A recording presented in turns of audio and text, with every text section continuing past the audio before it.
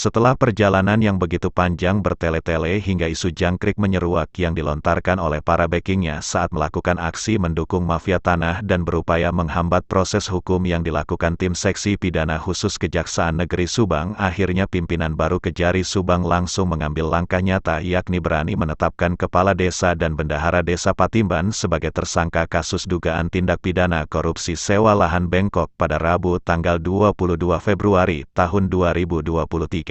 Hal tersebut disampaikan langsung oleh Kepala Kejari Subang Dr. Akmal Kodrat SHMH didampingi Kepala Seksi Intelijen Kejari Subang Ahmad Adi Sugiarto SHMH dan Kepala Seksi Tindak Pidana Khusus William Jackson Sigalingging SH saat audiensi dengan komunitas anak muda peduli anti korupsi pada Jumat tanggal 24 Februari tahun 2023.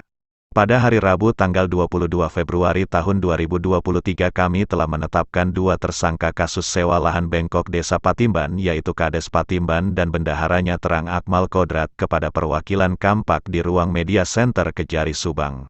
Menanggapi hal tersebut, Koordinator Kampak yang juga Ketua Umum Forum Masyarakat Peduli Jawa Barat Asep Sumarnatoha alias Abah Batman mengapresiasi setinggi-tingginya langkah nyata Kejari dan Kasipitsus baru yang langsung menunjukkan taringnya tanpa basa-basi gerak cepat menetapkan tersangka sewa lahan bengkok Desa Patimban, tidak seperti pejabat sebelumnya yang terus mengulur-ulur hingga akhirnya keburu dimutasi. Sebelumnya seperti diketahui bersama sejak naik tahap penyidikan pada bulan Oktober tahun 2022 lalu, Kampak telah berkali-kali melakukan aksi untuk mendesak Kejari Subang segera menetapkan tersangka namun hal itu tak membuat Iwayan Sumertayasa SHMH dan Aep Saepullah SH Kejari dan Kasipitsus selama bergeming malah membuat berbagai alasan hingga menyebut harus ekpos di Kejati Jabar dan dipimpin langsung oleh Kejati Jabar namun hal itu langsung dibantah oleh Kasih Penyidik Tipitsus Kejati Jabar Dodi Emil Ghazali SHMH dan Kasih Penerangan Hukum Sutan SP Harahap bahwa sama sekali tidak ada arahan dari pimpinan dan ekpos merupakan kewenangan Kejari Subang karena nilai kerugiannya di bawah 1 miliar.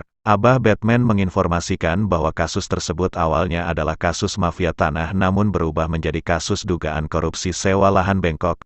Padahal pihak-pihak yang diatasnamakan di surat keterangan desa SKD Tanah Timbul yang saat ini sudah bersertifikat hak milik telah dimintai keterangan namun sempat terlontar dari Kasipitsus Kejari Subang. Kasus ini adalah pintu masuk untuk pengungkapan kasus mafia tanah Patimban. Seperti diberitakan sebelumnya bahwa berdasarkan informasi melalui aplikasi Sentuh Tanahku atau Survei Tanahku dan data yang kami terima diduga ada sekitar 500 bidang tanah di Desa Patimban Kecamatan Pusaka Nagara Kabupaten Subang. Proses sertifikasinya menggunakan program Presiden RI yakni melalui redistribusi tanah objek Land Reform tahun 2021 dan ada sekitar 69 bidang seluas lebih kurang 1.029.346 meter persegi. Objeknya adalah laut atau teluk bernama Cirewang. Perlu diketahui bahwa identifikasi dan inventarisasi subjek dan objek, pengukuran, penelitian lapang dilakukan oleh anggota sidang PPL Panitia Pertimbangan Land Reform.